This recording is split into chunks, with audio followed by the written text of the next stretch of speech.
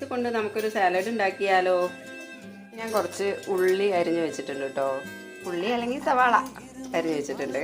അത് കുറച്ച് മതി കേട്ടോ. ഒരുപാടൊക്കെ കഴിച്ചു കഴിഞ്ഞാൽ പ്രശ്നമാവും. അല്ല, കഫം കെട്ടും. അതുകൊണ്ട് പറഞ്ഞു എന്നേ ഉള്ളൂ. കുറച്ച് സവാള, കുറച്ച് തക്കാളി, കുറച്ച് വെള്ളിരിക്ക അല്ലെങ്കിൽ കക്കിരിക്ക, അത് കുറച്ച് മല്ലിയില കേട്ടോ. ഇനിയിപ്പോൾ അതിൽ വേണ്ടത് എന്താണെന്ന് വെച്ചാൽ ലേസാണ്. അത് നിങ്ങളെ ഇഷ്ടം പോലെ ഏത് ഫ്ലേവറാണെന്ന് വെച്ചാൽ അത് ഒന്ന് പൊടിച്ചിടുക കേട്ടോ. ഇനി ആവശ്യത്തിന് ഉപ്പും കൂടി ഇടുക. എല്ലാം കൂടെ മിക്സ് അങ്ങോട്ട് ചെയ്യുക. വീഡിയോ കഴിഞ്ഞിട്ടില്ല കേട്ടോ.